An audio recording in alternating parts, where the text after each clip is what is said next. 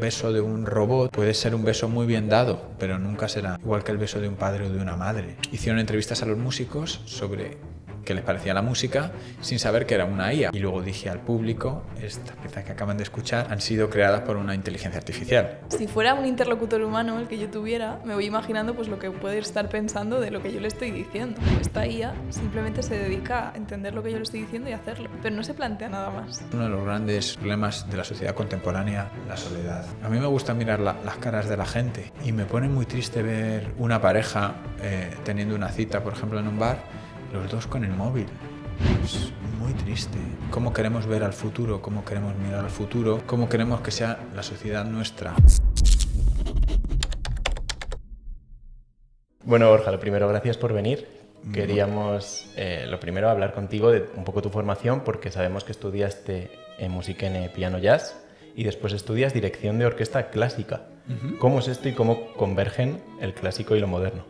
Muchas gracias, Luis y Ana, por invitarme. Encantado de estar aquí.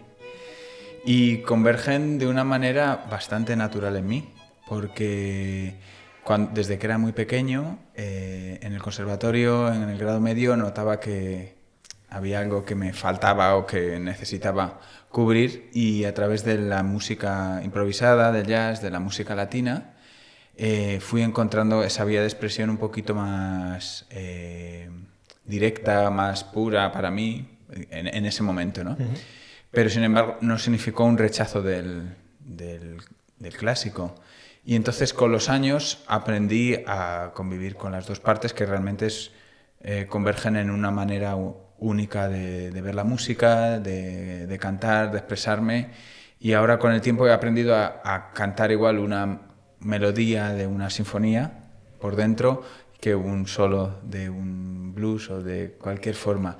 Y entonces con los años he conseguido unificarlas, ¿no? Al principio, para acercarme al jazz, me alejé un poquito del clásico, pero luego, sin embargo, era el músico que estudiaba jazz, que tenía formación clásica y que en los tiempos libres estudiaba una sonata de Mozart, por ejemplo, ¿no?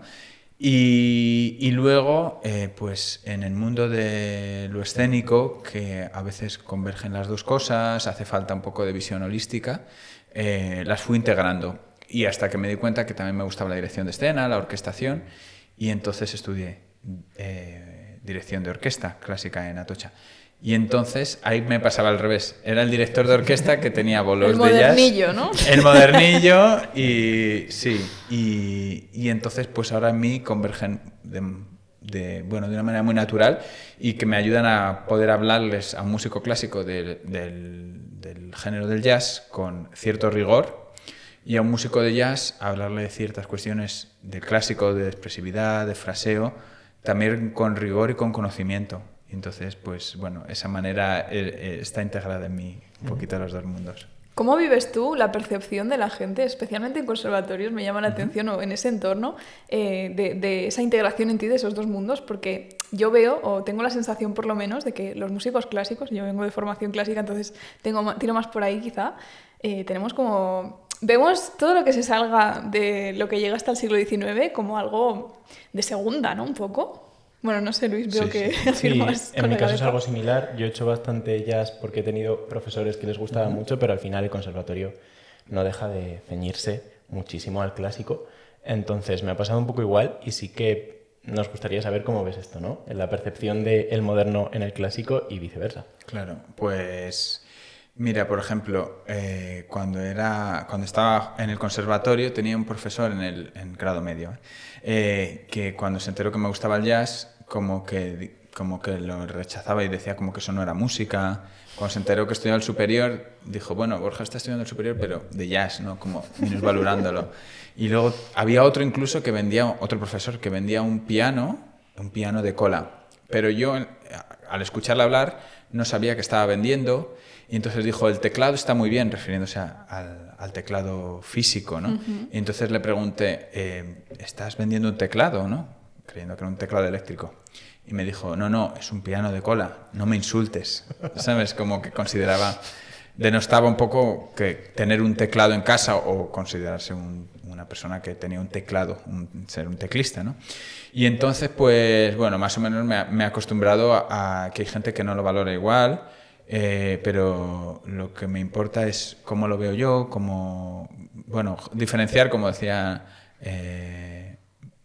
creo que era Leonard Bernstein, música buena y música mala, simplemente por la calidad de la música, digamos, las características internas de la misma. Y entonces, pues bueno, dentro del mundo del jazz, a veces a los clásicos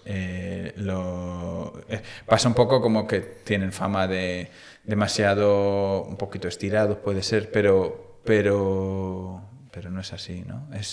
Yo creo que un buen músico de jazz tiene que conocer música clásica, tiene que estudiar a Bach, tiene que haber pasado por ese repertorio, porque además en muchos instrumentos el gran corpus de desarrollo de repertorio está ahí.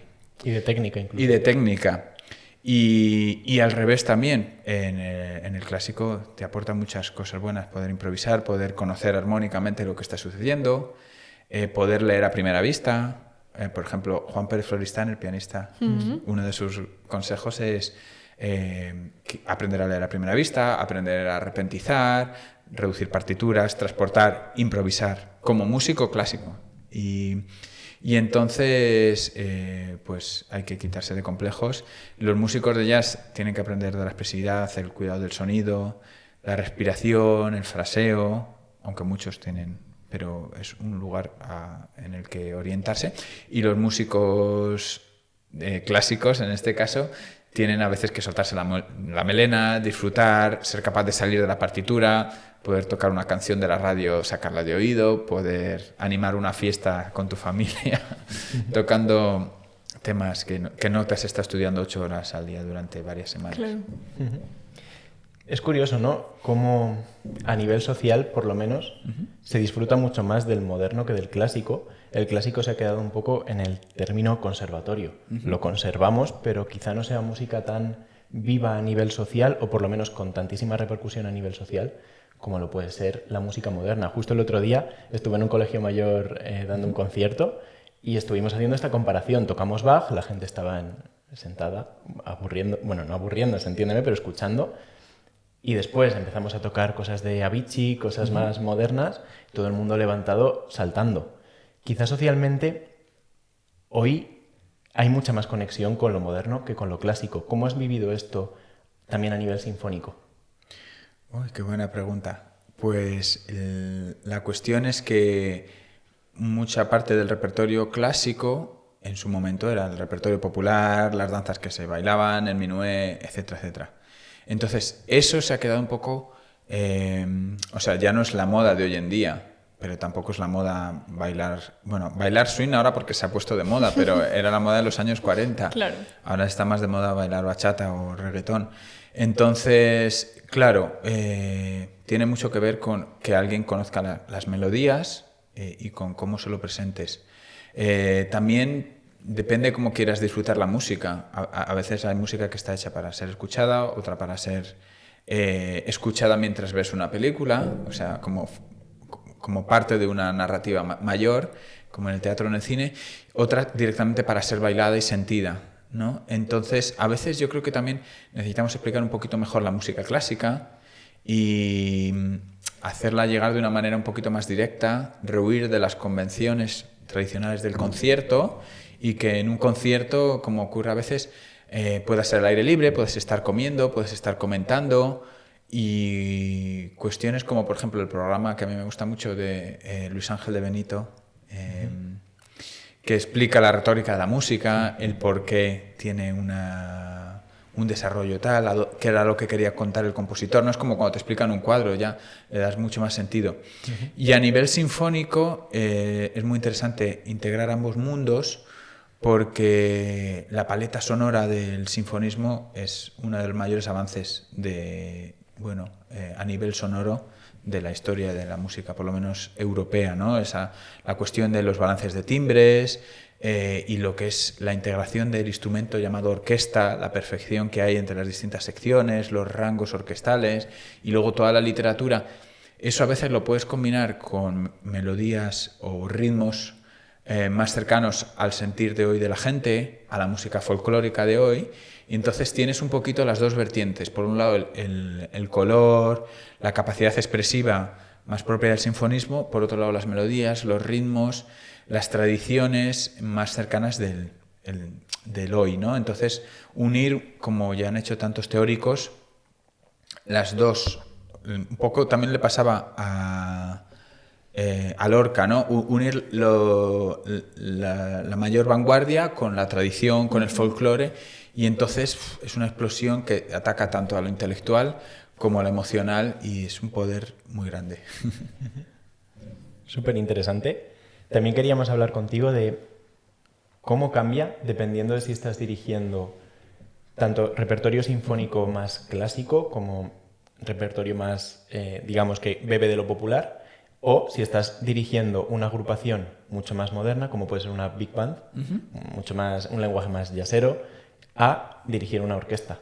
¿Cómo cambia tu forma de comunicarte con los músicos? ¿Cómo cambia tu forma de dirigir incluso? Claro, es que cambia hasta la ropa, ¿no? O sea, tú no te vas a ir a dirigir un musical con... Y el escenario... Con un traje, pues quizá, pero no sé, incluso la batuta a lo mejor no la vas a usar, o te encuentras con gente que tiene otra forma de pensar, no sé, seguro que hay un montón de diferencias. Claro. Por ejemplo, Leonard Bernstein dirigiendo Prelude, Fugue and Riffs, y luego había un programa que dirigía esa pieza y luego dirigía a la New York Philharmonic, y entonces en el caso de la Big Band dirigía, bueno, es casi una Big Band ampliada con el saxo bajo, etcétera, etcétera. Y entonces una manera totalmente distinta, sin batuta, pero a nivel conceptual era muy parecido, daba las anaclusas muy parecidas, pero bailaba y se movía, y bueno, a nivel técnico hay una diferencia que en la tradición europea de dirección de orquesta, pues desde la herencia de Furtwängler hay una cierta tendencia a la anticipación, ¿vale? Entonces el pulso, el beat, que en el concepto clásico es un poquito más expresivo que en el concepto moderno, el beat está anticipado. En la Big Band normalmente se suele dirigir más on the beat, o sea, no se anticipa, el beat es donde marcas, es donde se suele percutir, ¿vale? En clásico se marca con un poquito de anticipación. Esa es la primera cuestión. Y luego hay una serie de terminologías. La manera de hablar una orquesta, para empezar, tienes que hablar con un conjunto bastante mayor de personas, de instrumentos, y hay una serie de retórica más propia, de un lenguaje un poquito más sofisticado, de generar imágenes, de generar un ambiente más tranquilo y más, digamos, que lleve al músico a tener un ambiente determinado, ¿vale? En la Big Band es algo un poquito más claro. Cortan el 4, ataque más con la lengua, el sforzando más a piano, escucha la primera trompeta para cerrar con ella. Aquí el batería que prepare los obligados y los golpee. Es como un lenguaje un poquito más como la música, ¿no? Es más directo, ¿no? Más directo, sí. Digamos que ese lenguaje más directo en una orquesta quizá quedaría un poco violento, ¿vale? Pero quizás en una Big Band, claro, la potencia de sonido es muy grande. Entonces, los músicos, algunos te están tocando de pie, hay improvisación, hay como un ambiente distinto, y la comunicación tiene que ser igualmente distinta. Pero los conceptos son similares. Lo único, para mí, la mayor diferencia, y para muchas personas, es la concepción del beat. La subdivisión en el jazz es súper rígida, ¿no? Y este beat no es casi metronómico, pero muy humano, tiene que estar siempre ahí, ¿no? Y en clásico, aunque sea una pieza de danza, tiene otra cadencia, ¿no? Que más respira. Abierto, sí. Digamos como que el beat en clásico es más flexible, es más moldeable. digamos, ¿no? Una negra depende si es una negra de un tutti, ¡pam! O si es una negra de un solo violín, ¡pam, pam, pam! Incluso en el mismo tempo, un allegro tranquilo, pam, pam, pam, pam, pam, pam, pam. ¿No? Pues se puede retener más. Sin embargo, en Big Band sería tin, tin, tin, tin, tin, tin, tin. Muerte. Sea un tutti, claro, exacto. Y esa es la mayor diferencia, ¿no? Esa concepción de la subdivisión que en el jazz está tan arraigada, que va tanto con la batería, y entonces eso a veces se adolece en el jazz. Sobre todo yo lo veo a veces a nivel de expresión y de dinámica. Los grandes jazzeros son terriblemente expresivos, muy expresivos, pero se puede no ser tan expresivo, la dinámica puede no cambiar tanto, el fraseo puede no estar tan... Y entonces hay que mirar a los clásicos, aprender de ese fraseo, aprender de esa construcción fraseológica, en cada una de las melodías, el desarrollo armónico, y integrarlo todo, ¿no? Entonces, por un lado, a veces los músicos de clásico, ser capaces de tocar a tempo, y de ser rítmicos, la cuerda tocando swing, que no se quede tarde, por ejemplo, los metales, ser capaces de tocar muy agresivo o muy directo, con un ataque muy directo, a veces de lengua, ¿no? Los ataques, los cierres con la lengua, beber de eso. Y por otro lado, los músicos de jazz a veces ser capaces de ser muy expresivos, de cantar, de respirar, de toda esa expresividad y toda esa manera fraseológica de conducir la música del clasicismo. Perdón. Sí, adelante. Cuando preparábamos el podcast, me acuerdo que hablábamos de la expresión saber de música, que también es algo muy típico, ¿no? Este chico sabe mucho de música. ¿Qué significa esto para ti? Porque claro, muchas veces lo achacamos precisamente a haber pasado por un conservatorio, a tener una formación clásica, pero yo qué sé, hay guitarristas flamencos que no tienen ni idea del lenguaje musical occidental tal y como lo entendemos, y aún así saben mucho de música. Entonces, ¿tú cómo entiendes esa expresión? Saber de música es quizá sentir de música, ¿no? Ser capaz de que esa música pase por ti.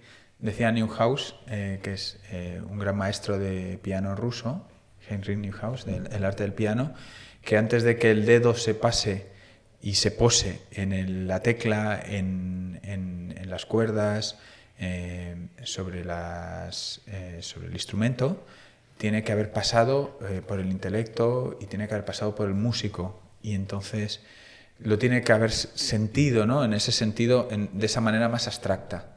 Y para mí eso es saber de música, ser capaces de que lo que quieres expresar haya pasado a través de ti y seas capaz de conducirlo a través de, como sea tu instrumento, ya sea el piano, ya sea la voz, ya sea una orquesta sinfónica si eres director, ya sea una composición si eres compositor, que eso que tú has sentido seas capaz de transmitirlo, ¿no?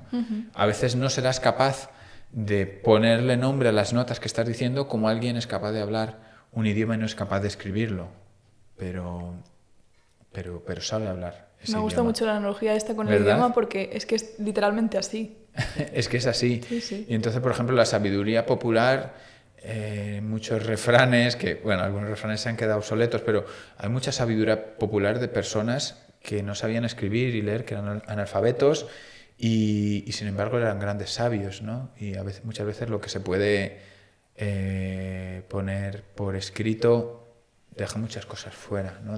La verdad está más allá de lo escrito, más allá de lo hablado, ¿no? Lo que puede ser nombrado no es el verdadero Tao, ¿no? Que dicen los taoístas. Pues con esto pasa algo parecido, ¿no? Entonces, poder sentir la música, poder expresarla de la manera que necesitas y que quieres, eso es saber de música. De hecho, es precisamente por lo que llamamos a este podcast la idea musical.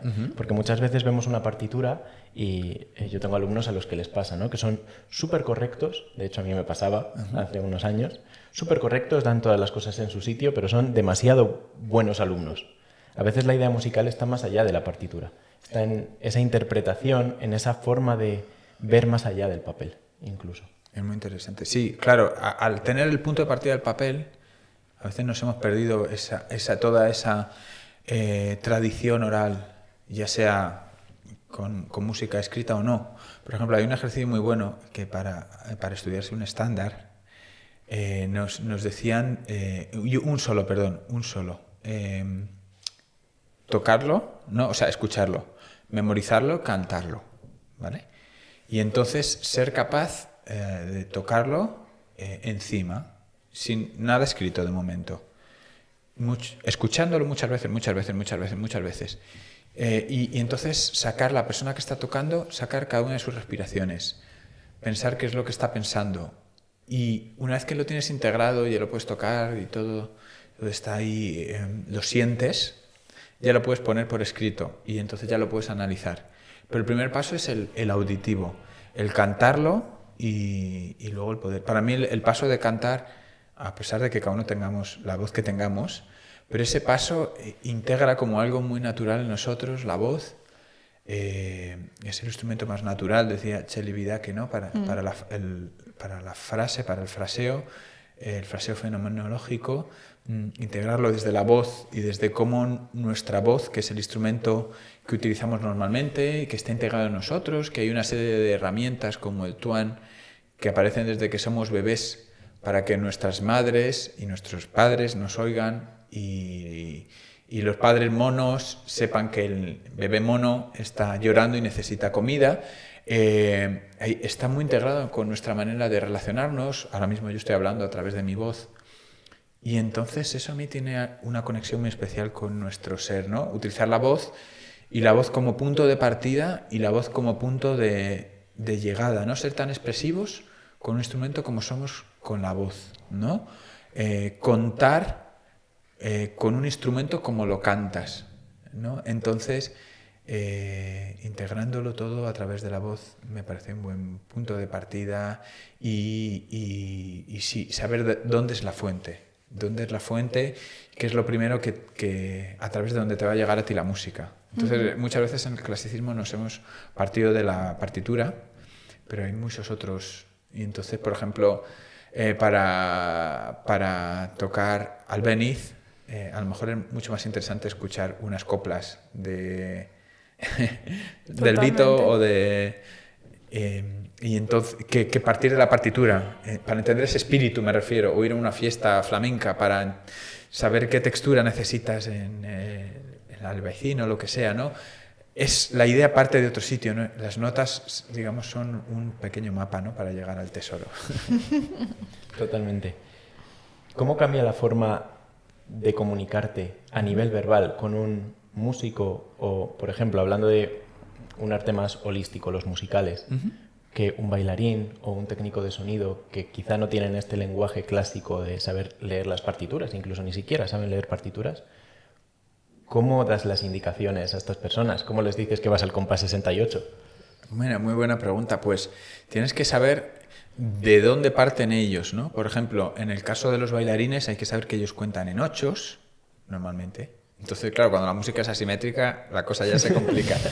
Pero cuentan en ochos y además, por ejemplo, en un tempo medio, el 8 en un 4x4 es cada blanca, más o menos, ¿vale? Entonces, yo que también he estado trabajando en la compañía, en el Ballet Nacional de España y ocasionalmente en la Compañía Nacional de Danza, me acostumbré a pensar en ochos, ¿no? Ellos miden la música en ochos y ellos la tienen muy integrada dentro de ellos, porque al haber bailado la han pasado por el cuerpo. Entonces tienes que saber que la música en ellos la han pasado por el cuerpo, entonces notan mucho los tempos. Entonces les tienes que hablar en ochos, tienes que, si puedes conocer algo de lo que hacen, cómo se llama ese paso, cómo se llama ese momento de la coreografía, si es un dueto, si son los portés, si son los fouettés, ¿no? Los elementos que ellos utilizan. Por ejemplo, en el caso de los cantantes de musicales, que por desgracia es una cuestión que en este país hay que ir solucionando poco a poco, a ellos les cuesta leer música.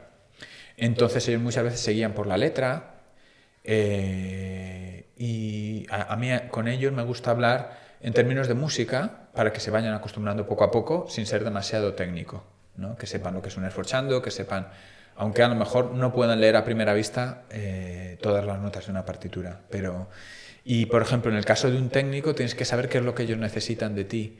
Ellos a veces necesitan una cue determinada para, por ejemplo, en el caso de regiduría, ¿no? Que son los que llevan y unifican todos los departamentos de un teatro, muchas veces necesitan una cue determinada para darle ellos una señal y que baje un telón, o que entre una carra, ¿no? con parte de la escenografía, o que haya un cierre de luces y haya un oscuro. Entonces tienes que marcarte y saber muy bien qué necesitan ellos de ti. ¿Vale? Si hay un regidor musical, como en el caso del teatro real, mejor que mejor, porque entienden, pero si no, te tienes que hacer entender, y a veces hay que utilizar gestos que no son técnicamente válidos, ¿no? Como pulsar un botón, porque él tiene que pulsar un botón, pero quizás si le das una anacrusa normal no lo va a entender, pero si le das la anacrusa de pulsar el botón, perfectamente van a saber que en ese momento tienen que dar el go cuando tu dedo llega abajo y pulsa el botón, ¿no? Entonces muchas veces tienes que abrir la mente, quitarte el prejuicio y decir, uy, si Karajan me viera haciendo esto le daría un infarto, pero en este momento es lo que necesitamos, ¿no? O a lo mejor necesitan un corte más grande de lo normal, porque en ese momento hay un apagón y todo el mundo en escena, se tienen que sincronizar muchas personas, y muchas personas no músicos, ¿no? Como muggles, ¿no? Que tienen que cerrar a la vez. Entonces un cierre normal de un piano, mezzopiano, no funcionaría. Tienes que hacer un cierre de 2 Fs para que funcione todo muy bien. Entonces tienes que saber muy bien qué es lo que ellos comprenden, en qué mundo están y qué necesidades tienen. ¿Y qué crees que te ha aportado a ti el hecho de trabajar de esta forma como multidisciplinar? ¿Qué has podido aprender de otros artistas que son muggles a lo mejor en música clásica, o por lo menos no tienen la misma formación que tú? Pues he podido aprender muchísimas cosas. He podido aprender que hay mucho más allá de la música, cosas diferentes, ¿no? Que hay mucho más allá de la música, que al final la música trata de una expresión humana y que todos estamos hablando, dando vueltas sobre un montón de preguntas que llevamos siglos haciéndonos, formulándonos: qué somos, qué queremos, cómo nos tenemos que relacionar, qué labor tiene el amor en nuestra sociedad, cómo podemos hacer este mundo un lugar más habitable en todas las artes, ¿no? Entonces eso, por un lado, me ha dado una lección de humildad, de decir, vale, puedo saber hasta cierto grado de música, pero hay muchas otras cosas que no sé.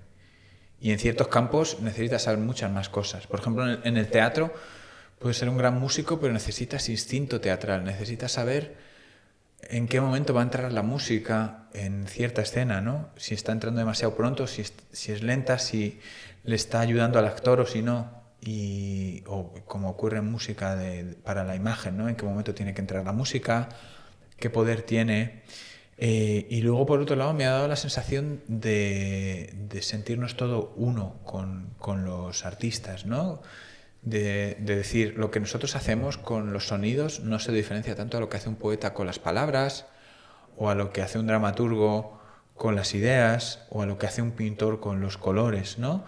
Ahí podemos, por un lado, saber que estamos yendo en una dirección parecida, ¿no? Poniendo nuestro ser a generar algo nuevo, como seres creativos, y por otro lado beber de lo que hacen ellos, decir, a ver, por ejemplo, el puntillismo, ¿no? ¿Cómo sería el puntillismo en música, ¿no? Por ejemplo, en una obra de Sondheim, Sunday in the Park with George, que se basa en un cuadro pintado al estilo puntillista, ¿no? Y él entonces tomó eso como fuente de inspiración y entonces compuso pa, pa, pa, pa, pa, pa, pa, pa, pa. Y el orquestador Jonathan Tunick tomó esa misma idea y entonces cada uno de los sonidos, que eran pequeñas pinceladas en forma de punto musicalmente, las orquestó de manera distinta, utilizó sintetizadores para conseguir como una mezcla de colores distintas, los mezcló con maderas, o sea, como por un lado humildad, por otro lado saber que estamos todos en el mismo camino y que el arte son distintas maneras de llamarle a lo mismo, y por otro lado una fuente de inspiración, de decir qué es lo que hacen ellos, cómo lo puedo traer a la música, ¿no? Cómo sería hacer un autorretrato, ¿no? Pintarme, pero con música, cómo le pondría música a mi rostro, cómo le pondría música a esta conversación, ¿no? Entonces estas tres patas serían un buen resumen de lo que podemos aprender. ¿Y cómo es la convivencia en el escenario cuando tienes pues todas estas figuras, directores de escena, actores, músicos, porque desde fuera, lógicamente, el músico pierde el protagonismo. Estamos acostumbrados en el clásico que el músico está encima del escenario, es el máximo protagonista del momento, pero de repente estás en un foso, hay una, supongo, relación distinta. Sí. ¿Esto se ve desde dentro? Sí, totalmente. Tienes que saber qué es lo principal, qué es la prioridad, y la música al servicio, en el caso del teatro, de los musicales, de la zarzuela o de la ópera, al servicio de la historia. Es distinto en la zarzuela, en la ópera, que los musicales, y hasta cierto grado la zarzuela se parece un poquito más a la ópera. En la ópera, lo primordial, digamos, que es la música, ¿vale? El texto pasa a un segundo plano, hasta cierto punto, ¿vale? Conviven. Pero, por ejemplo, si tú tienes un grandísimo cantante que no es tan buen actor, no pasa tanto, ¿vale?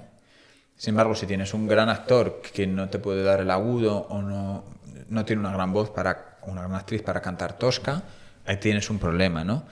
En el caso de los musicales, digamos que la escena y la música, la escena tiene un poquito más de protagonismo.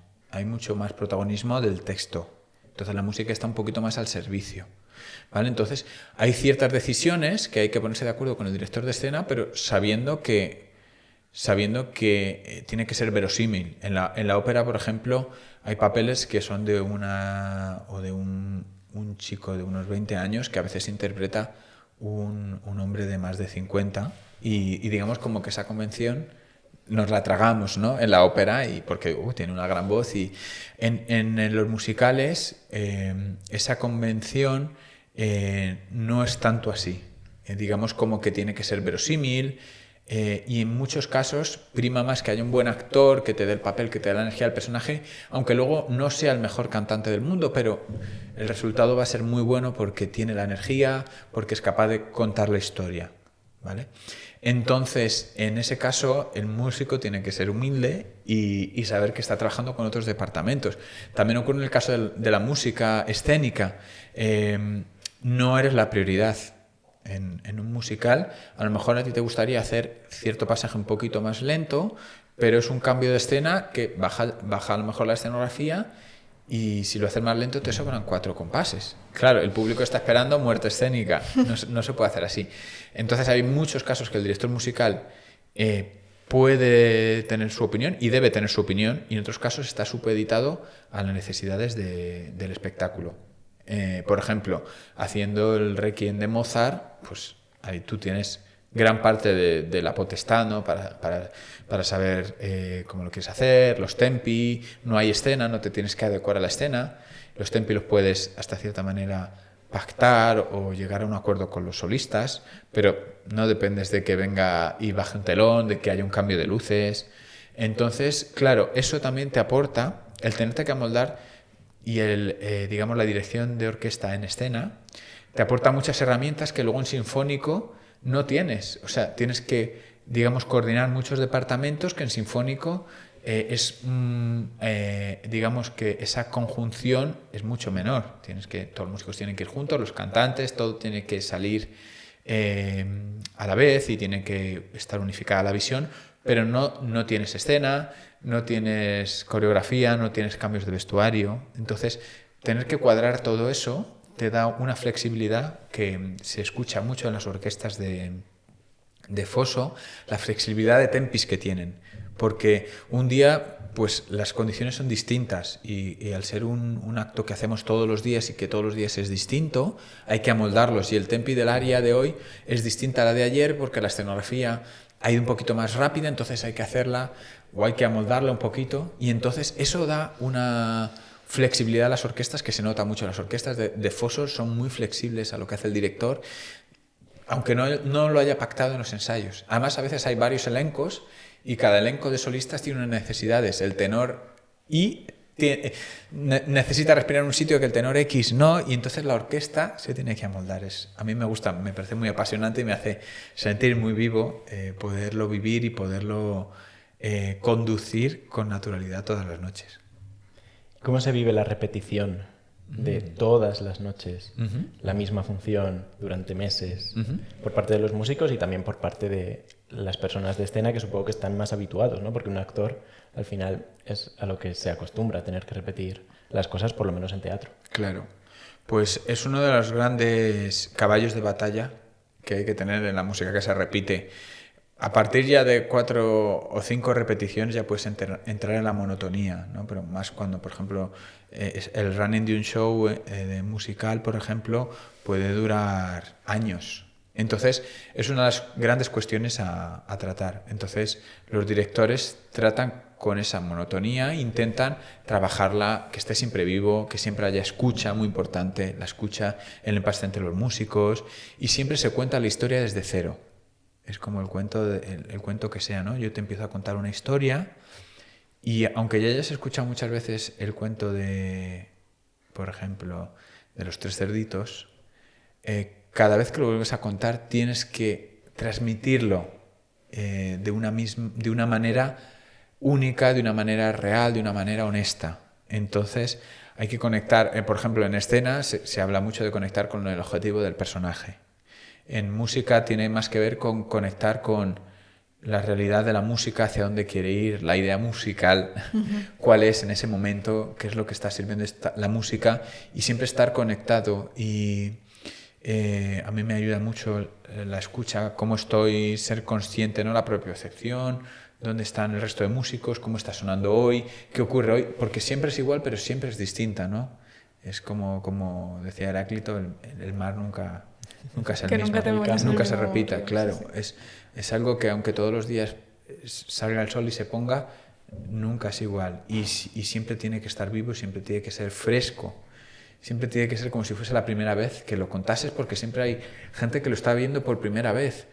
Y esa es la impresión que ellos tienen que llevarse a casa. Entonces es un trabajo, se revisan mucho las funciones, de vez en cuando grabamos una función, la comparamos a la versión original, vemos cómo de distinta está del primer día, si las cosas han evolucionado voluntariamente, si las cosas... Entonces ese trabajo de revisión, ese trabajo de conciencia y ese trabajo de escucha diaria es muy importante para conseguir huir de la repetición y de los males que acarrea.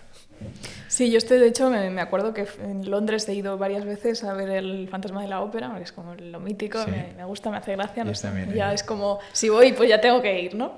Y me acuerdo que la última vez que fui me pareció que iban como muy rápido en general, como, pero no rápido de decir, no, tiene energía, no, rápido de me quiero ir a mi casa, venga, a ver si terminamos un poco antes hoy. Y luego escuché justo cuando volví a las 2 semanas o así la grabación de un especial no sé cuántos aniversario tal, que era como habían cogido más músicos, no eran los de todos los días, ¿no? Era como mucho más especial y eso, y era como, no voy a decir a la mitad de tiempo, pero era todo mucho más sentido, mucho más vívido, mucho más... Y llama la atención porque dices, jolín, un musical de esta envergadura con esta fama, ¿no? ¿Cómo puede llegar a suceder esto también? Claro, forma parte del show business porque, o sea, un musical normalmente suele partir de la empresa privada y entonces se mantiene haciendo funciones. Y claro, probablemente a lo mejor, no sé qué día fuiste, si fuiste a lo mejor allí, creo que es miércoles y sábado, cuando hacen la función doble. Es muy distinto hacer una función sabiendo que te vas a tu casa que hacer una función un día que tienes 2, que luego tienes otra. Y en el caso de España, que hacemos los viernes y sábados, el sábado vuelves a tener otras 2 y entonces claro pues muchas veces hay que ser muy consciente, hay que regular muy bien las energías, en el caso de los músicos tener libranzas, en el caso del elenco también a veces que tengan libranzas, que salgan los cover, que son las personas con las que alternan el papel y claro, y vivir y en ese caso estar conectado con lo que estás diciendo, no entrar en las contestaciones rápidas, que no corra la función. Normalmente ese es uno de los grandes riesgos, ¿no? Que coge velocidad tanto la música como el texto, se pierde la escucha y al final el show dura 15 minutos menos si te descuidas. Y entonces, pues sí, influye mucho cómo estamos, cómo estemos, si es el día de Navidad, si es el día de Nochevieja y la gente se ha tomado en el intermedio, se ha tomado un Benjamín y están ya todos un poquito contentos, si es el día del estreno y está todo el mundo muy concentrado y emocionado, si es un día de 2 funciones, entonces como artistas hay que tenerlo en cuenta y que nunca se nos olvide. ¿Y has tenido dificultades a nivel emocional para la gestión de esto? A lo mejor que llegue un sábado, es tu cuarto pase Sí, de lo mismo sí. en 2 días y decir, jolín, no quiero más, no puedo más. ¿Has tenido momentos así y cómo los has gestionado, si es así? Pues sí, sí he tenido momentos así, yo creo que todos. Y pues el tiempo me ha enseñado a darme mi espacio y a respetar una serie de mínimos. Antes, por ejemplo, era un poco workaholic y a veces antes de la función o incluso en el intermedio trabajaba un poco o hacía una gestión o hacía una llamada que tenía que hacer o incluso me estudiaba no sé qué. Y ahora procuro esa serie de cuestiones que son importantes para mí, tener un momento para meditar, quizás si voy a dirigir, un momento para hacer yoga o para tomarme un té, o tener un momento entre las funciones a lo mejor para darme un paseo, para liberarme. Y luego también con los años he aprendido a saber el límite de mi cuerpo, a lo mejor saber que pues más de no sé cuántas funciones seguidas necesito pedirme un día libre, gestionarlo y saber que a lo mejor, aunque ese día deje de ganar dinero, pero mi función es mejor, voy a cometer menos fallos, voy a estar más concentrado y sí, los años me han enseñado básicamente a respetar mis mínimos, a saber mis límites y a tomarme mis descansos. Qué difícil descubrir todo esto. Pero ¿no? qué Qué difícil. necesario descansar. Es que no, Sí. por muchas veces que lo digamos no van a ser suficientes, Luis. O sea, no lo tenemos en cuenta nunca. Y más como artistas. Al final el caer en la monotonía es precisamente por esta sensación del cuerpo de necesitar un descanso. Claro. Muchas veces lo más revolucionario es descansar, ¿no? Totalmente. Dicen. Y cuando dejas, volviendo a las ideas taoístas un poco, ¿no? Cuando dejas espacio, en el silencio se crean muchas cosas. Y en ese espacio, al liberar de espacio, dejas lugar para que cosas nuevas entren, ¿no? Y entonces eso es muy importante tenerlo en cuenta porque, claro, al vivir como artistas, vivimos en esta sociedad hiperconectada de consumo que nos lleva a todo lo contrario, a haz, crea. Si puedes hacer 200 conciertos en un año mejor que 180, entonces eso muchas veces es contraproducente, ¿no? Entonces hay que saber autolimitarnos y también saber que es muy importante que nuestra creatividad también tiene un límite y que hay que respetarlo y que nosotros tenemos un límite. Y saber darle la importancia a los momentos de conexión, a los momentos de estar presente y, como decís vosotros, la importancia de descansar y de estar presente y de estar muy conectado cuando estés. Completamente. Es así y de hecho no solo en la vida en general, sino en el arte. Qué importante es dejar reposar la música a veces. Yo he tenido muchas veces este problema, siempre, no, ya, para adelante. Termino un movimiento, a lo mejor el segundo movimiento de la segunda sonata de Brahms para clarinete, que es muchísima energía y de repente ya estoy en el tercero. No, hombre, deja espacio a la música, deja espacio a las cosas. Y es algo que también veo mucho como profesor. Muchos alumnos míos van para adelante, y no se van a aburrir si dejo un silencio. Todo lo contrario, quizá. Claro. Ese silencio es el que te permite conectar con la intriga, con la sensación de qué va a pasar ahora, qué va a hacer ahora. Creo que es esencial en la vida y en el arte. Sí. Hay un concepto que va por ahí, ¿no? El horror vacuis, ¿no? El miedo al vacío. Y como artistas hay que gestionarlo y como músicos hay que gestionar muy bien el silencio, las pausas, como director también, ¿no? Saber el tempo, el ponerle el traje justo a cada obra, el traje que necesita, el reposo. Por ejemplo, volviendo a algo un poquito más mainstream, hay una serie que se llama This Is Us, no sé si la conocéis, que va de una familia especial que tiene trillizos que llegaron... Bueno, no voy a desvelar nada, pero hay una cosa que me gusta mucho, que cuando detrás de cada escena hacen un negro, un oscuro de la pantalla de 2 o 3 segundos, que yo no lo había visto mucho en el audiovisual, que no hay nada. Parece que se ha ido la pantalla, ¿no? Que es lo que ocurre en la televisión. Están prohibidos los oscuros porque da la sensación de que se ha ido la señal. Pues ahí dejan un oscuro de 2 o 3 segundos que como espectador te da tiempo para asimilar lo anterior, respirar y ahora sigo.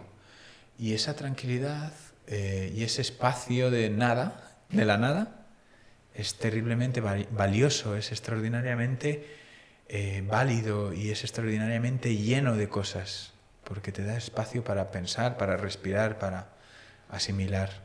Y lo que tú decías del tercer movimiento, ¿no? Qué importante es no solamente lo que decimos, sino lo que dejamos de decir. Totalmente. Jo, me dan ganas de quedarse callada un rato ahora. Sí, ahora. Meditación para los del podcast, 5 minutos. Vamos a continuar con la entrevista, que si no... Y luego hacemos un poco de ASMR. Vale. Vamos a cambiar de tema, vamos a hablar ahora un poco más de tu faceta como compositor, o sea, como músico, escritor, si lo puedo decir así, arreglista y demás.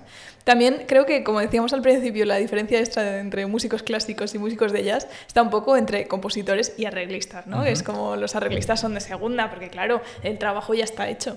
Pero realmente creo que precisamente en la interpretación hay mucho que aportar, también como un arreglista que hace como eso, un arreglo, una versión de algo que ya existe. ¿Cómo es tu faceta en este sentido? ¿Qué experiencias has tenido arreglando música? Muchas gracias por la pregunta. Me gusta mucho el punto del arreglista, ¿no? Me parece que hay algo que está roto y lo tienes que arreglar, ¿no? Hasta cierto punto. A mí también me gusta mucho la palabra orquestador y hay una diferencia, digamos, como el arreglista podría ser el que diseña un poquito partes de la estructura, partes más propiamente musicales que se pueden resumir en un sketch de piano.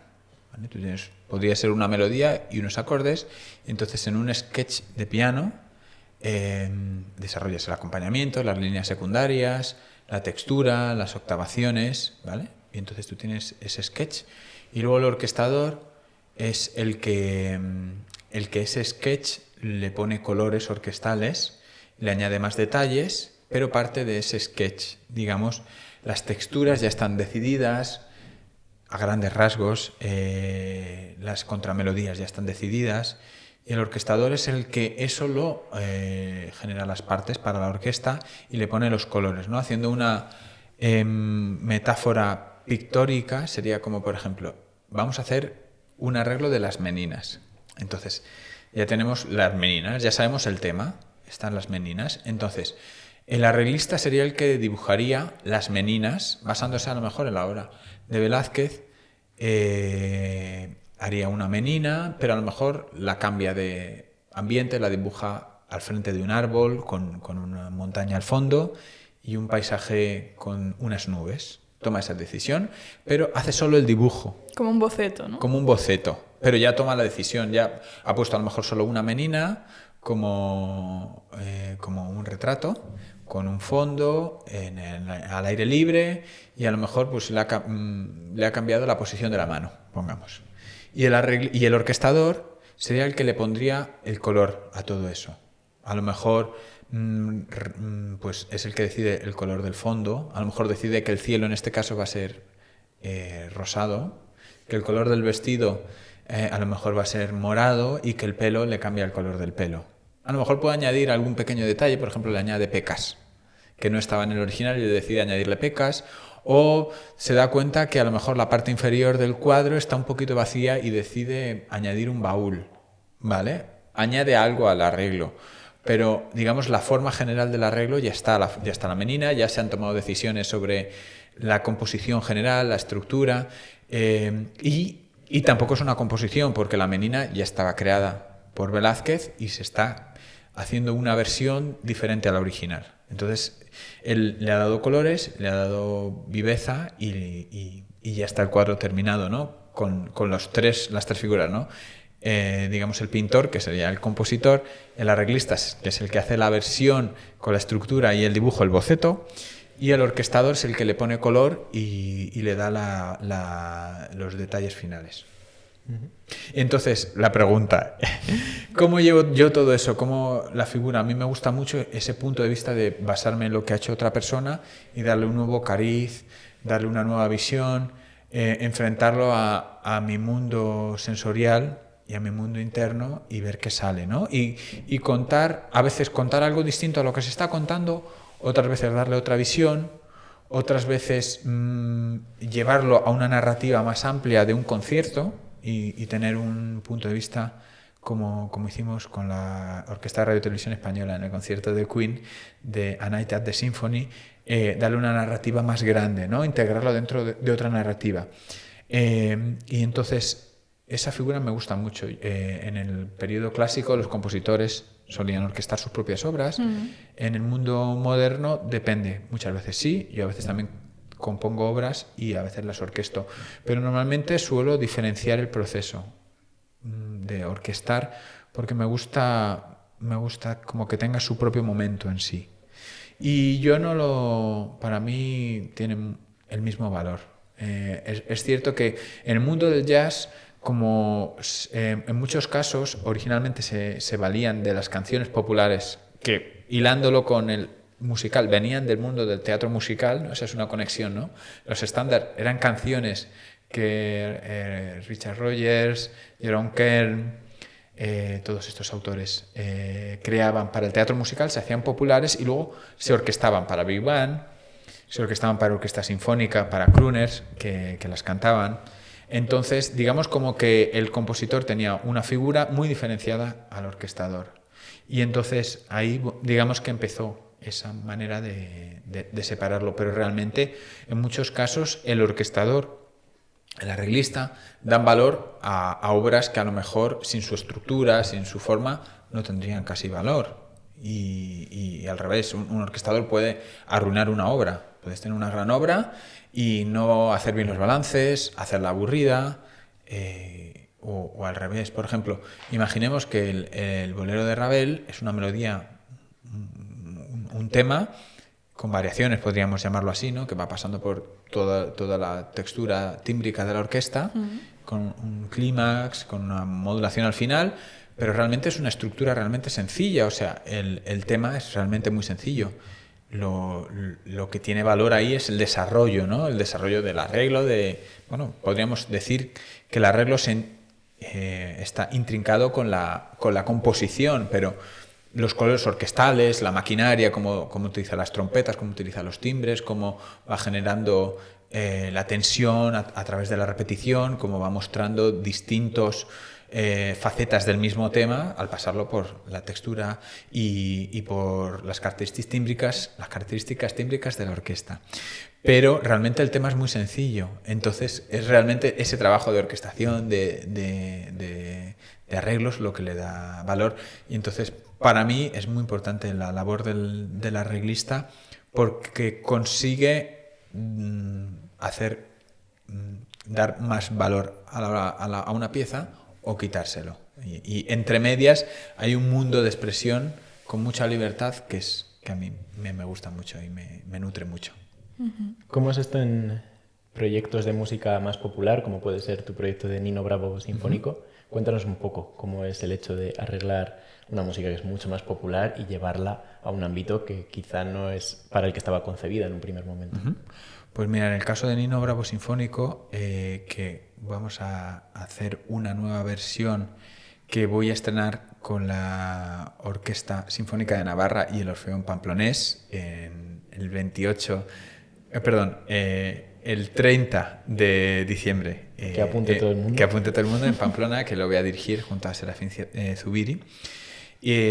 Pues realmente el caso de Nino Bravo, como era la música de los 70, los 60 y 70, la música popular en aquella época bebía mucho del sinfonismo también. Normalmente había una sección rítmica con batería, bajo, guitarra y había una orquesta, aunque a lo mejor no fuese una orquesta de 50, pero había cuerda, había metales. Y en el caso de Nino Bravo fue muy interesante porque redescubrí la labor de los grandes arreglistas de esta época, que en España había muchos y muy válidos. Por ejemplo, quiero destacar la figura de una fuente de inspiración que es Juan Carlos Calderón, que era un arreglista de aquella época y que tenía unas ideas maravillosas y que conseguía muy bien unir ambos mundos. Entonces yo me basé en algunas de las ideas que él hizo y por otro lado le añadí la narrativa. A mí me gusta cuando trabajo con música con letra, hacer un trabajo de trabajar la narrativa de las canciones y hacer un reflejo de lo que se llama madrigalismos, lo que está contando la letra, reflejarlo con la música. Si ahí habla de naturaleza y de pájaros, añadir unas flautas, unos glisandos de arpa, En el caso de Nino Bravo también hay unos silbatos que emulan la naturaleza, emulan los pájaros, hay unas texturas, por ejemplo en América, ¿no? Que habla del nuevo mundo, el descubrimiento o la llegada a América, pues todo ese imaginario sonoro que tenemos desde Dvořák, ¿no? Y hay un pequeño homenaje a la Sinfonía del Nuevo Mundo. Entonces me gusta darle esa parte más teatral que tengo yo.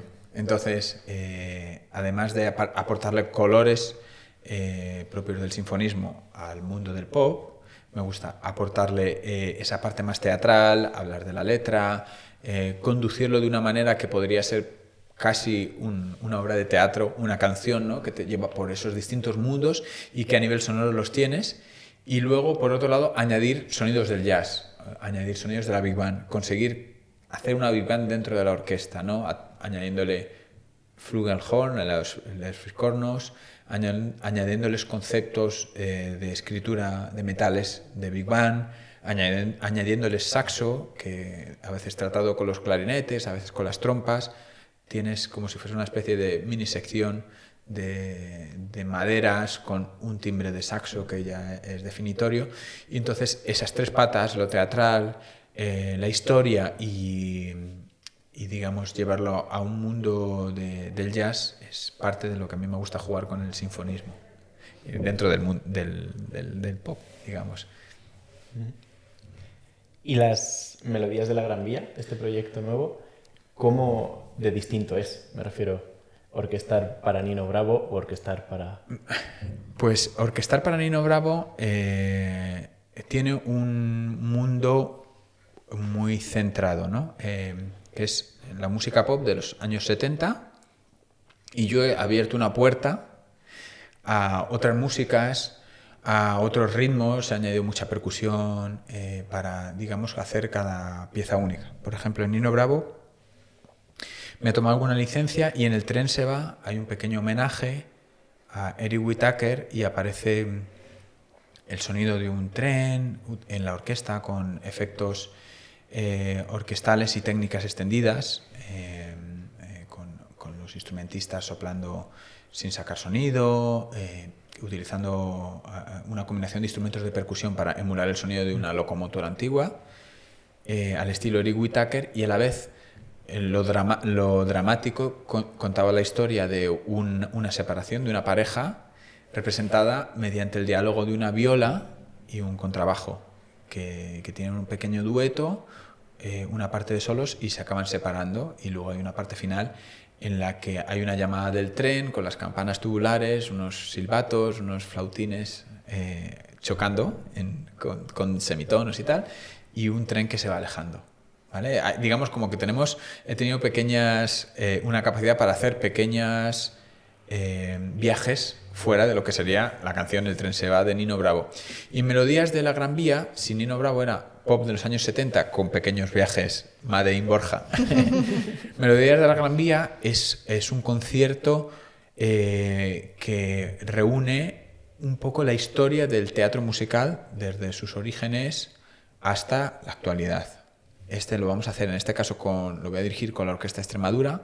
Lo estrenamos hace 2 años y unos solistas que son primeras espadas del teatro musical en España, como Tiago Barbosa, Noemí Gallego, María Arévalo y la Orquesta Extremadura.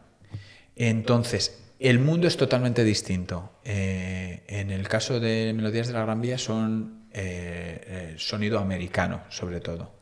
Entonces tienes desde sonido clásico de Rodgers y Hammerstein de los años 50, con Sonrisas y lágrimas. Luego tienen musicales más actuales como Los Miserables, fragmentos de ello, ¿no? Que es un poco un musical que revive la Revolución Francesa con sonidos pop, entonces, pero una tímbrica más de orquesta, con mucha cuerda.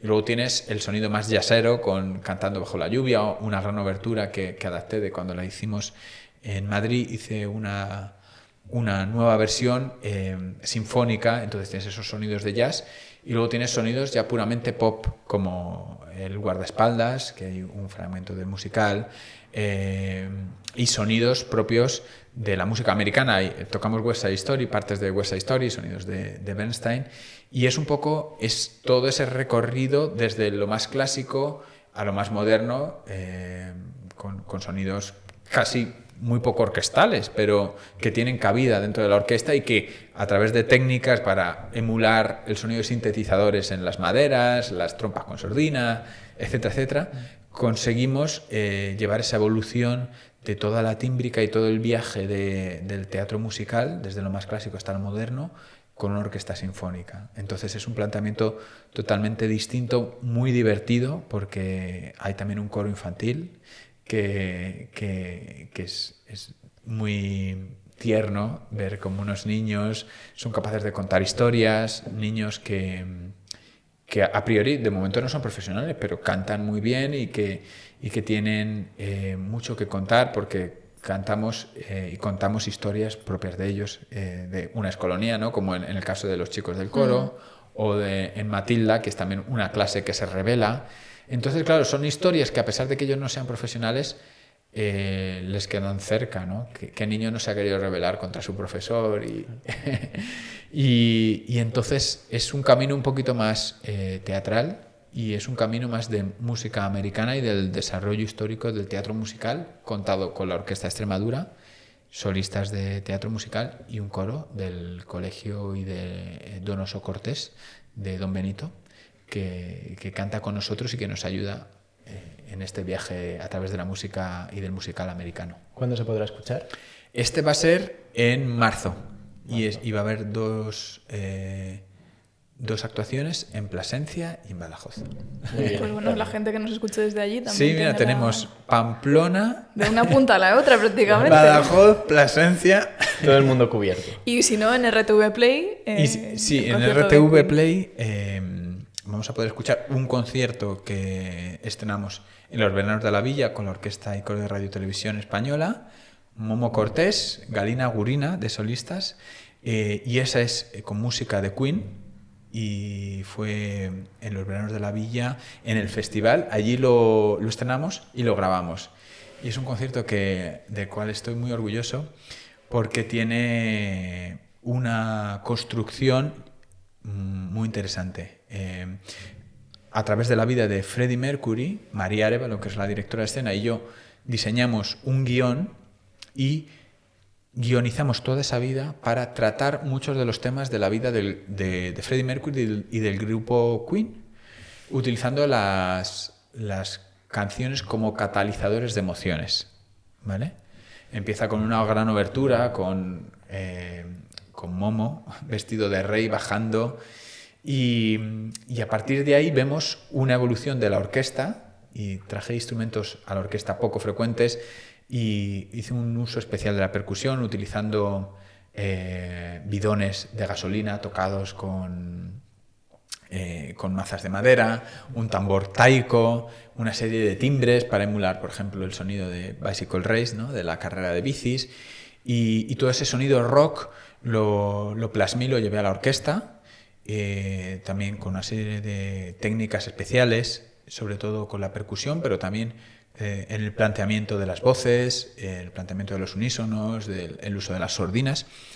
Por ejemplo, utilicé percusión, el uso de percusión preparada, con el uso de cadenas en las cajas. O sea, convertí casi una mezcla entre un concierto de Mayumana, un concierto de radio y televisión, un concierto de Queen, y ahí contábamos la historia. Y entonces, por ejemplo, hablábamos de el bullying que recibió Freddie Mercury cuando era joven, hablamos de su voluntad de querer cantar, de cómo conoció al resto. Entonces cogimos también a 3 actores cantantes de teatro musical: Alberto Sánchez, que también hizo de coreógrafo, Ernest Fuster y Antonio Curros, que nos ayudaron a hacer como una especie de personajes que a la vez eran coristas, y que nos iban introduciendo pequeñas escenas entre las canciones y nos contaban cómo fue el grupo evolucionando. Incluso nos llegaron a contar cómo Freddie Mercury va poco a poco entrando en su época un poco más oscura de drogas y desfase, y hay una escena que es una de mis favoritas, muy emotiva, que es cuando a Freddie Mercury le dan la noticia de que tiene SIDA.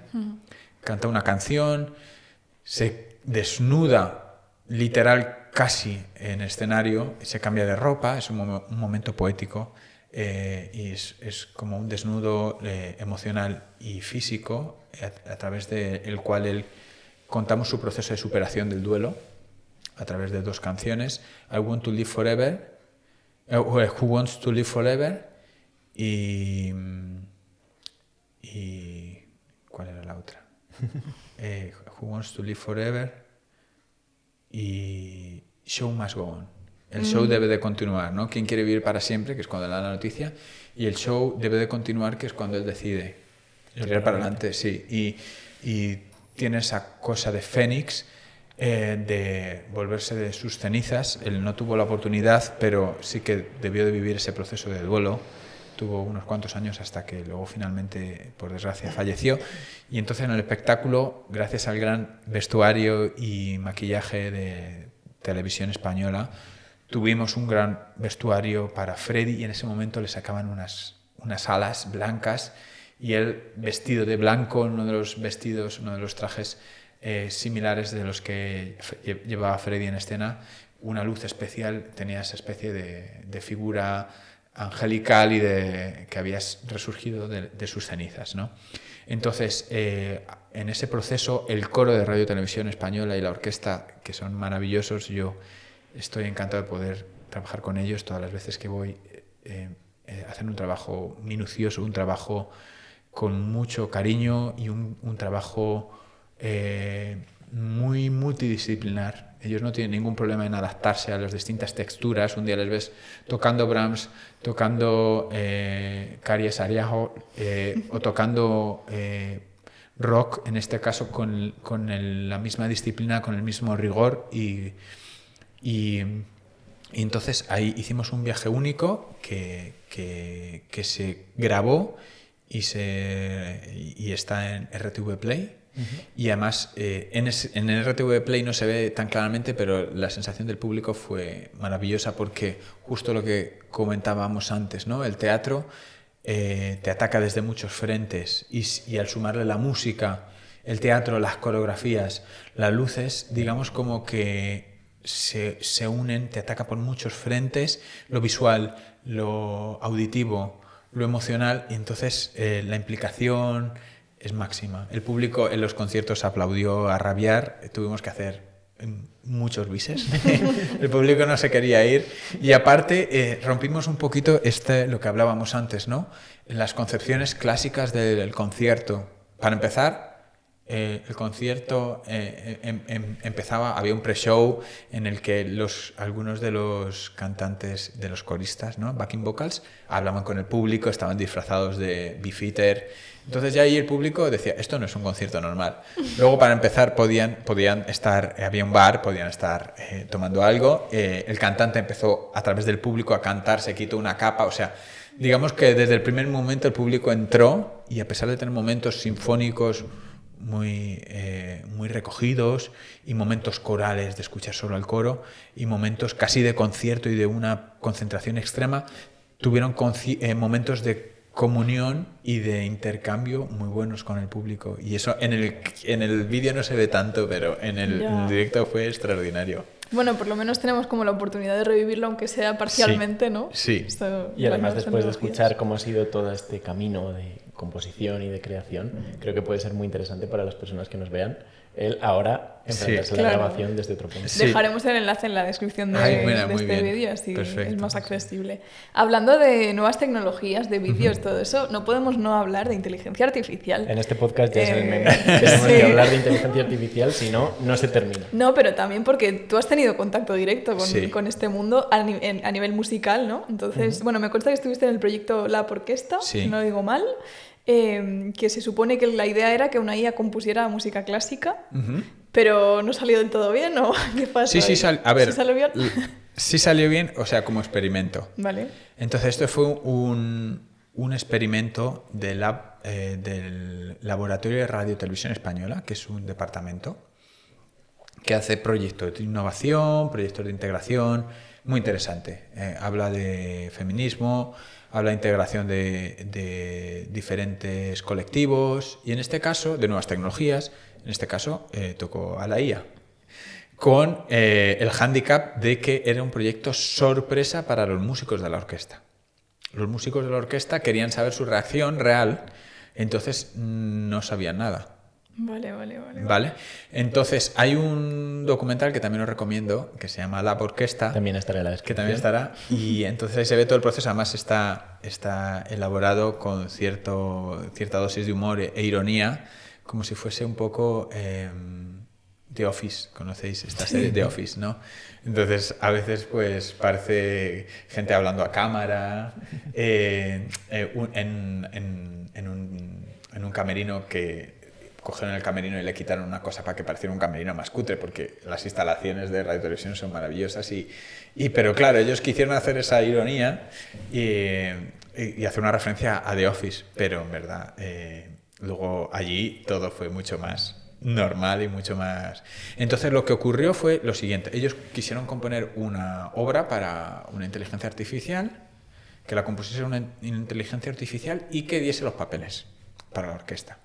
Entonces esto fue hace casi 2 años, va a ser, y entonces en ese caso fue fallido, porque los papeles eran como una transcripción MIDI que no tenía nada que ver con la obra, estaba mal transcrita, llena de silencios, de semigarrapatea, no había por dónde la coger, y encima era para piano solo. Entonces, en ese caso fue fallido. Entonces me llamaron y me dijeron, mira, vamos a hacer este proyecto, necesitamos que transcribas lo que ha hecho la inteligencia artificial, porque ya no ha sido capaz en aquel momento, no sé si ahora mismo con las innovaciones sería capaz. Entonces lo que hicieron fue generar una pieza y luego de esa pieza generar un segundo movimiento y un tercer movimiento.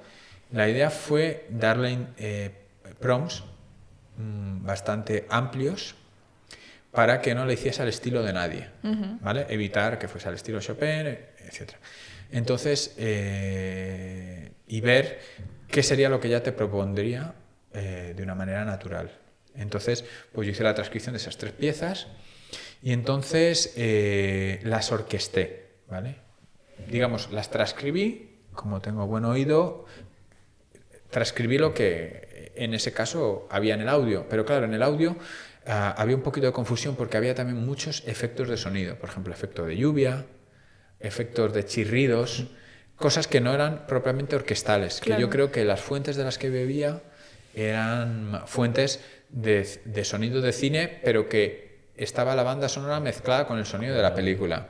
Entonces, claro, yo intenté mediante técnicas extendidas y ciertos recursos imitar el sonido de chirridos, de gotas de lluvia, pero que en el audio había realmente gotas de lluvia y cuestiones así. Entonces, yo eso lo orquesté, y ahí hubo un poco de mi mano que involuntariamente pues yo tuve que tomar decisiones. Claro, esta octava de flauta, saber cómo se oye, vale, yo la escucho, pero, o sea, no es una ciencia exacta, es lo cual también es bello, ¿no? Que nuestra música, la música, nuestro arte no sea una ciencia exacta. Entonces, en esa primera obra, que era una obra con 3 movimientos, yo tomé decisiones pequeñas decisiones sobre cómo solucionar ciertos problemas. Esta gota de lluvia, que se la pongo al bootblock, o es un colleño de la sección de contrabajos o de chelos, ¿no? Esas cuestiones. Vale. Y luego me dijeron, y queremos que partiendo de esto hagas tú una obra basada en la inteligencia artificial, teniendo en cuenta estos temas, con libertad absoluta, pero tienes que utilizar estos temas y ciertas ideas. Entonces elaboré una obra, todo esto con muy poquito tiempo, porque dadas las circunstancias, cuando sucedió todo esto ya quedaba muy poco tiempo para que fuese el primer ensayo y el concierto. Y entonces elaboré una obra basándome, cogí el inicio exactamente igual de la otra obra, cogí varios temas, los uní, cambié unos tempos, hice unos 7/8 donde el otro estaba en otro tempo, hice una especie de danza en 7/8 mezclando 2 temas con algunas referencias stravinskianas y algunas cuestiones más propias de mi sentir artístico. Y todo eso, entonces, lo integramos dentro de un concierto de jóvenes músicos, porque formaba parte como de un proyecto de jóvenes de innovación, ¿no? Y entonces, en uno de los conciertos de la temporada del 2023-2024, salí y en el ensayo, que solo hubo un ensayo y un ensayo general, se grabaron y no... O sea, el primero no se grabó, perdón, el segundo sí se grabó, yo tenía un micro, los músicos tenían micro, pero nadie sabía. La obra ponía anónimo porque no querían cómo condicionar. Hicieron entrevistas a los músicos sobre qué les parecía la música, sin saber que era una IA, para tener una, digamos, una imagen abstracta, no condicionada. Uh-huh. Tú que eres psicóloga sabes del condicionamiento, etc. Entonces, claro, los músicos ya se olían algo. Pero no sabían nada hasta que yo en el concierto tocamos las dos piezas y luego dije al público, estas piezas que acaban de escuchar han sido creadas por una inteligencia artificial. En el caso de la primera y la segunda elaboré yo.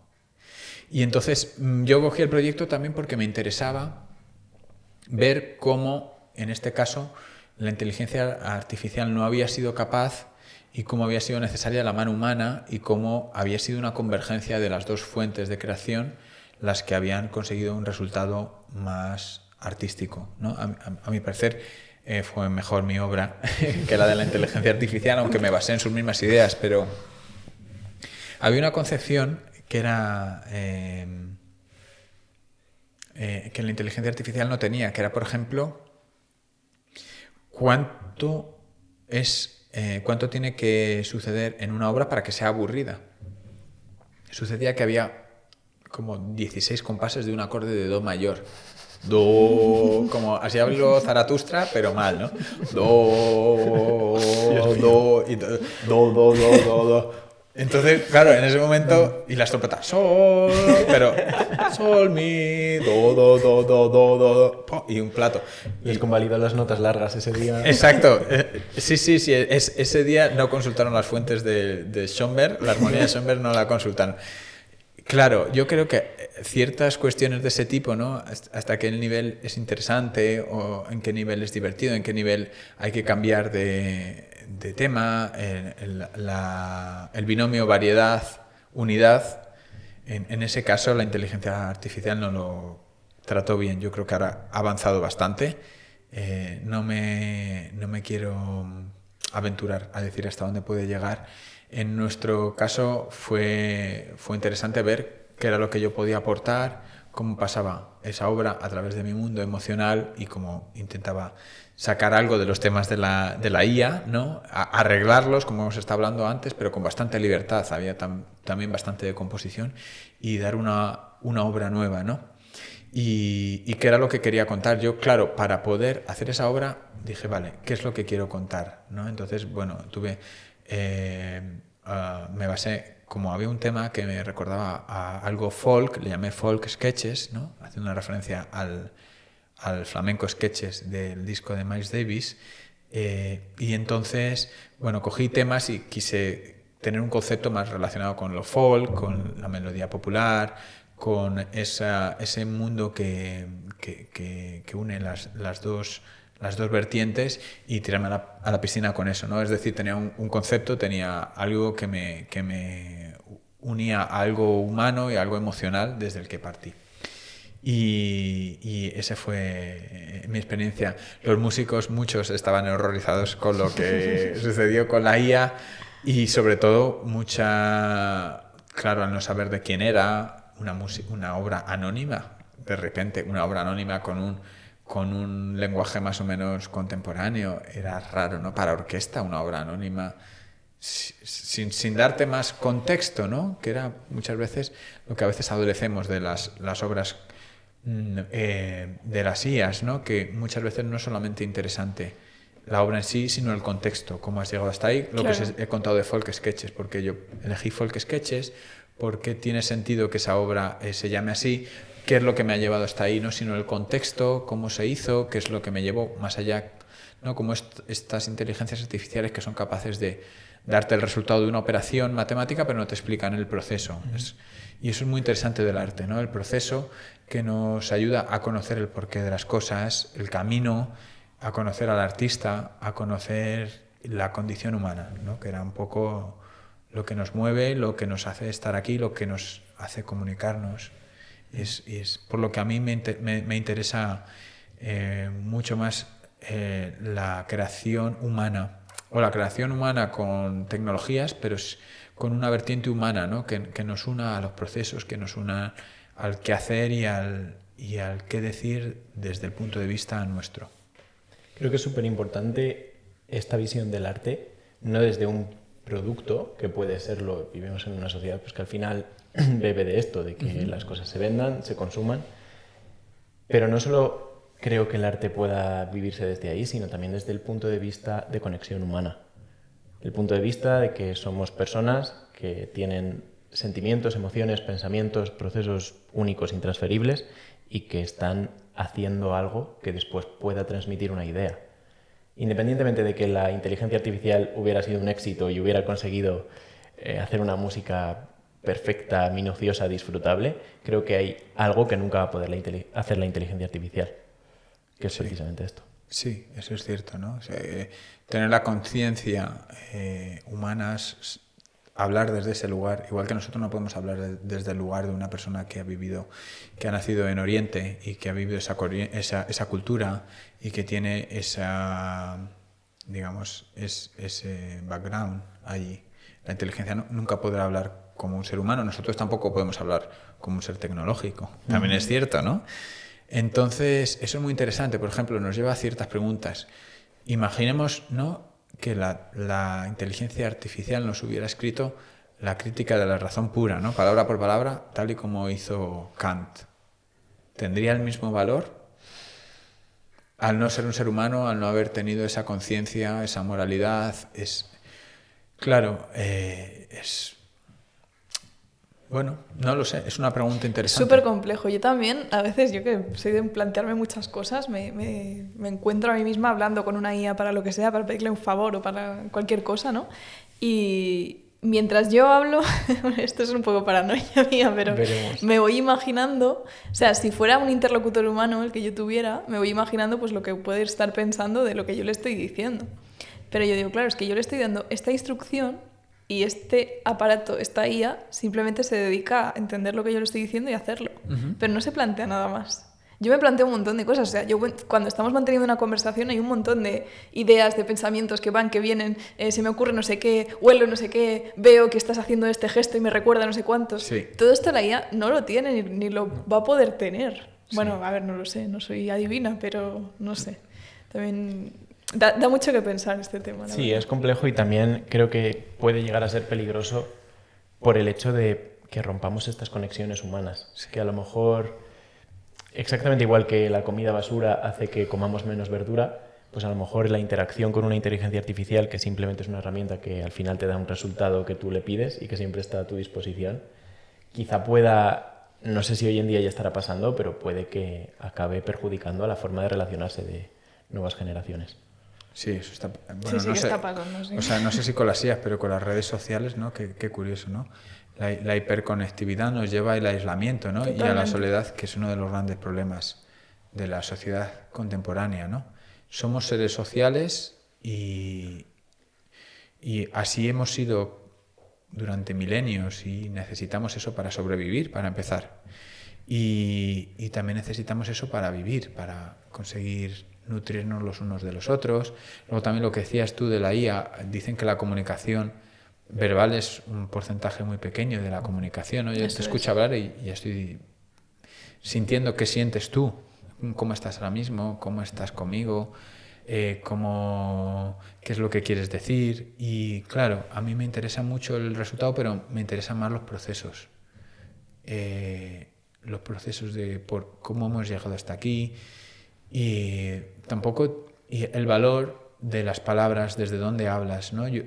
Yo puedo hablar de feminismo desde una perspectiva muy concreta, pero yo, por ejemplo, no soy una mujer, no puedo hablar de la perspectiva de una mujer, que es muy interesante, ¿no?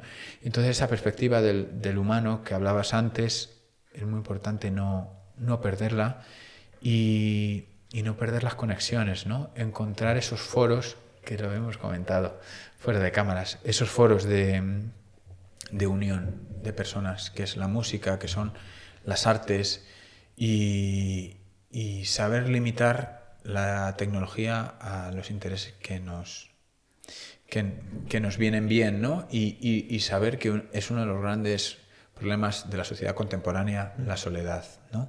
La soledad, la ausencia, la incomunicación, y ver cómo queremos ver al futuro, cómo queremos mirar al futuro, cómo queremos que sea la sociedad nuestra de las siguientes generaciones, ¿no? ¿Queremos que sea una sociedad con las respuestas o queremos que sea una sociedad con las uniones? Una sociedad que se comprende.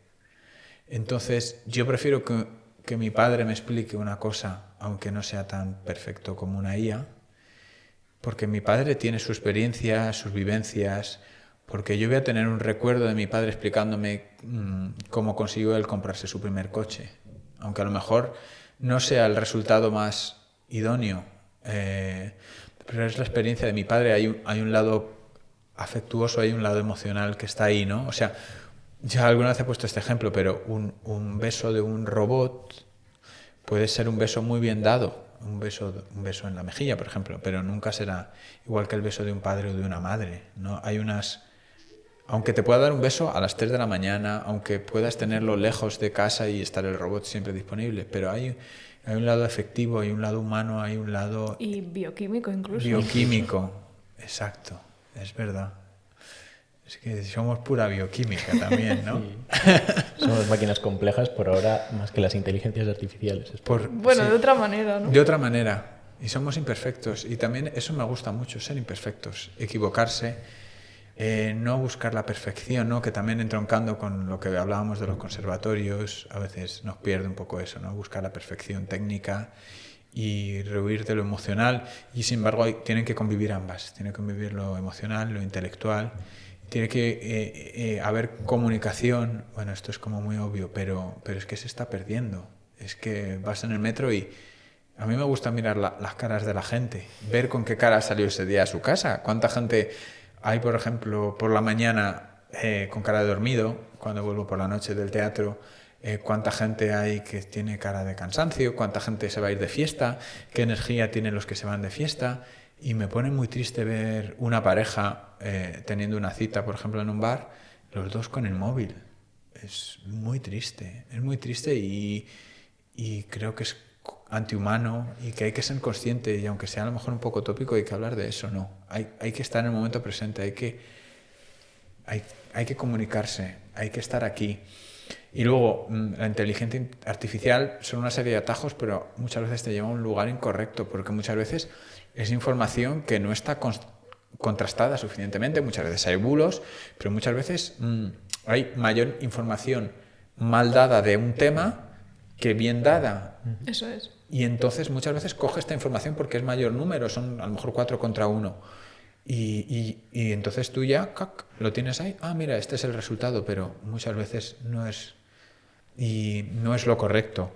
Para empezar por ahí, ¿no? Necesitas fuentes, ¿no? Vayamos a las fuentes, seamos serios, seamos rigurosos. Y por otro lado está deshumanizado, no sabes los procesos. Y por otro lado estamos olvidando las conexiones de la gente, estamos olvidando las cuestiones humanas y sí, entonces, queridos amigos, no miren el móvil al estar hablando en la cita, estén conectados, vayan a disfrutar del aire libre, disfrutemos de la música en directo, escuchemos lo que nos tienen que decir también las generaciones de antes, ¿no? Esa transmisión boca-oreja de generación en generación, que no se pierda. Busquemos el resultado y que a veces nos cuesta un poco de esfuerzo, buscarlo en una biblioteca o investigar un poco, tener que escuchar varias fuentes, que no sea todo tan sencillo, porque lo que es demasiado sencillo pierde valor. Y sobre todo, seamos felices, estemos unidos. Unámonos, vayamos al teatro, leamos, hablemos los únicos con los otros, tengamos podcast en directo y escuchemos música. Y escuchemos música, por favor. Bueno, Borja, pues muchas gracias por haber estado con nosotros hoy. Ha sido súper interesante escucharte, muy enriquecedor.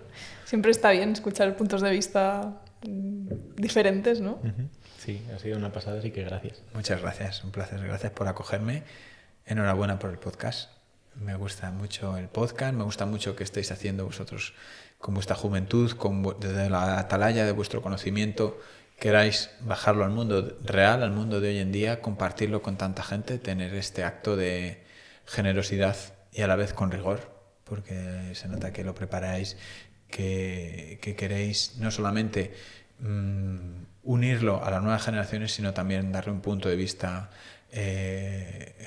con fuentes, informaros de las cosas, porque os habéis informado muy bien de mi figura y de las cosas que había hecho. Y nada, agradeceros a vosotros por tenerme aquí. Gracias a ti. Gracias.